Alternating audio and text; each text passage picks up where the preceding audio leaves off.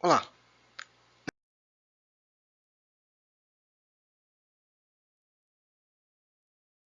Nesta apresentação, nós vamos tratar de aspectos construtivos importantes no projeto de dutos submarinos.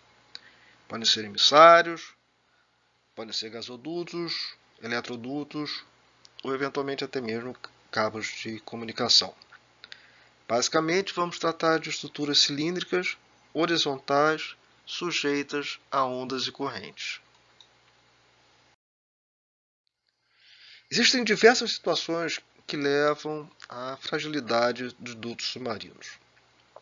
Em alguns casos, o solapamento sob o duto se forma por condições hidrodinâmicas locais ou alguma irregularidade do duto, por exemplo, uma válvula, e também por condições do solo marinho. Outra condição no diagrama superior que vocês veem à direita se deve à irregularidade do fundo, por exemplo, um fundo argiloso. Isso facilita a formação de vórtices que, por sua vez, induzem a vibrações e eventuais fadigas da estrutura. Outro exemplo é a descontinuidade do fundo e a incapacidade do duto em acompanhar a forma do fundo. Exemplo importante também é o encontro de duto com uma estrutura offshore, quando o duto tem que seguir na direção vertical. Todos esses exemplos recomendam a expansão periódica das estruturas e a colocação de dispositivos que suavizam ou impedem a formação de regiões abertas sob os dutos.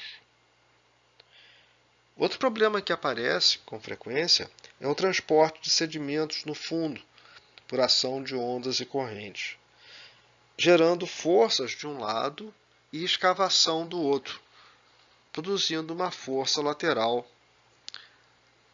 do solo, da areia, sobre o duto. Por todos esses fatores, recomenda-se o enterramento do duto, que pode ser feito através de escavação de uma trincheira, ou ainda uma técnica interessante mostrada na figura à direita inferior, que é a liquefação da areia pela injeção de água, de modo a facilitar a inserção do tubo e das estruturas.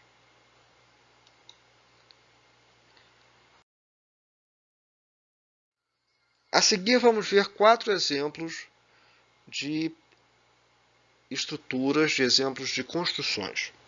Leiam com atenção esses exemplos e depois vocês vão responder a um questionário. Nesse primeiro exemplo, temos o lançamento de um duto de 60 centímetros ao longo de cerca de 9 quilômetros. Uma manta de concreto com peças articuladas longitudinalmente ao tubo foi utilizada. Essa manta é colocada sobre uma camada de riprap, que são pedras pequenas, que são colocadas sobre o duto. Forma-se assim uma transição entre o duto e a manta de concreto. A finalidade dessa manta é fixar o duto e protegê-lo da ação hidrodinâmica, como também de possíveis acidentes, especialmente que esse duto atravessa a área portuária. Em amarelo aparece o link. Não deixe de visitar esse link.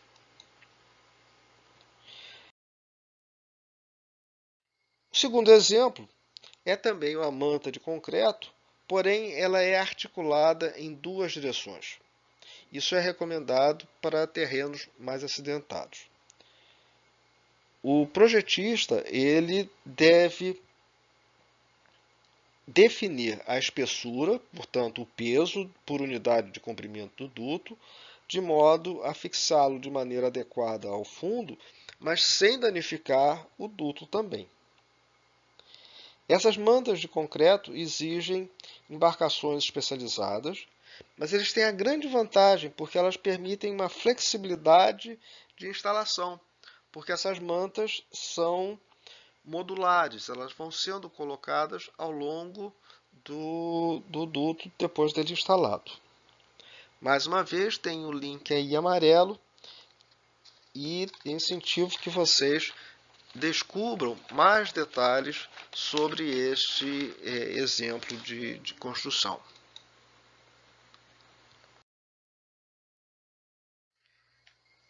Nesse terceiro exemplo, nós vamos ver uma solução muito interessante. É uma extensão para a área marítima de gabiões, que são estruturas de malha em geral metálica, que formam umas espécies de gaiolas que são preenchidas com pedras de pequeno tamanho, tipo hip-hop. São usadas principalmente na contenção de margens de canais ou de rios, quando você quer fixar o talude na margem. Aumentando o tamanho dos gabiões agora para sacos de pedra, são patenteados, né? E essas sacolas de material sintético são preenchidas com hip-hop, formando sacas de 2 toneladas ou de 4 toneladas. Elas possuem múltiplas aplicações, como vocês podem ver aí esses dois exemplos. E, por exemplo, na prevenção do solapamento no entorno de pilares, ou então ao longo de dutos. O método de lançamento garante que a queda da saca de pedras seja mais uniforme, ao contrário do que acontece com um bloco de rocha. Se imaginar um bloco de rocha de 2 ou 4 toneladas, provavelmente com uma forma irregular, um centro de massa diferente de um centro de empuxo, levaria a esse bloco cair, eventualmente girando, né? Teria um determinado movimento, uma falta de controle. Nesse caso, não. Nesse caso, a queda ela é mais uniforme, mais homogênea. Além disso, toda essa instalação pode ser controlada por um ROV. No link indicado há alguns vídeos e incentivo fortemente que vocês vejam diversos tipos de utilização dessas sacas Kiowa.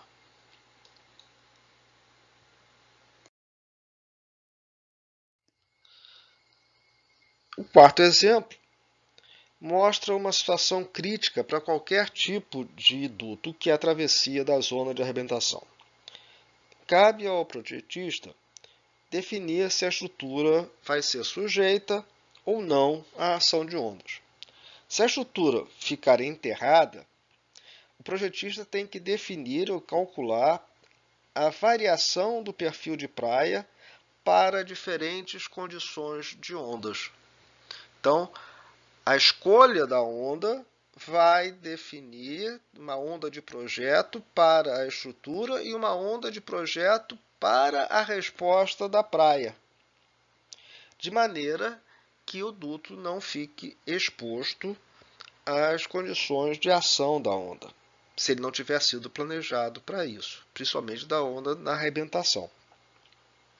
Nesse exemplo, em Barbados, de um emissário submarino, ele é posicionado em uma trincheira cujas paredes são definidas, são protegidas, uma ensecadeira com estacas prancha. E com isso você garante a verticalidade da parede para a colocação do duto. Visitem também o site indicado em amarelo.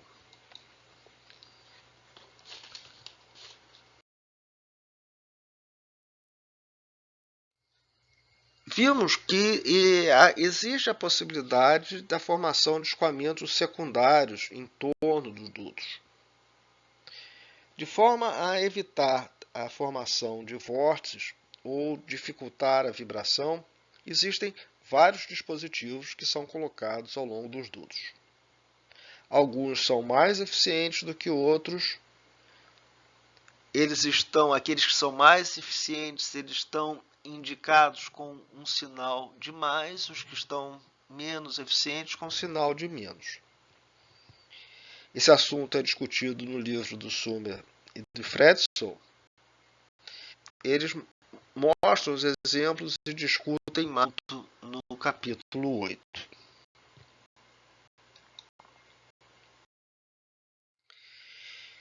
Incentivo vocês a visitar alguns exemplos de obras, sites de grandes empreiteiras.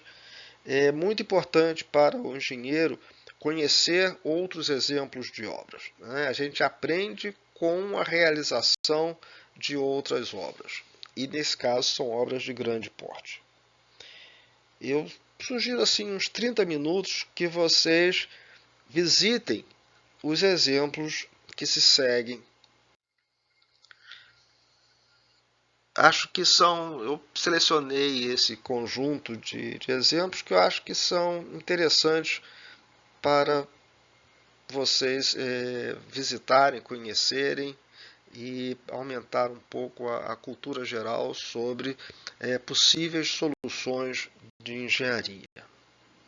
Visitar os sites.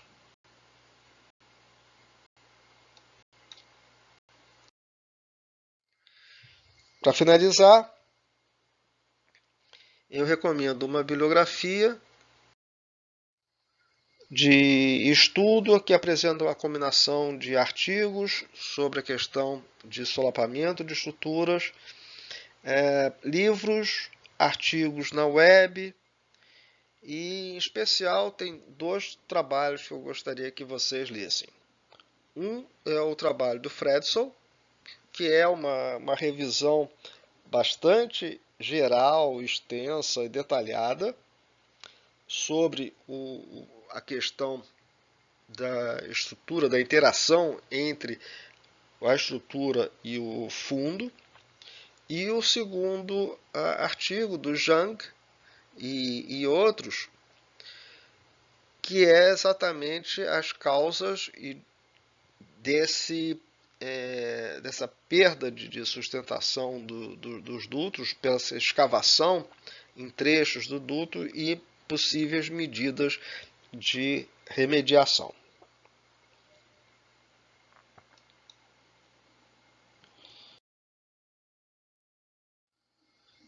Para encerrar, eu trouxe para vocês um mapa dos cabos de comunicação lançados nos oceanos. São nada mais, nada menos que 1.300.000 quilômetros de cabos.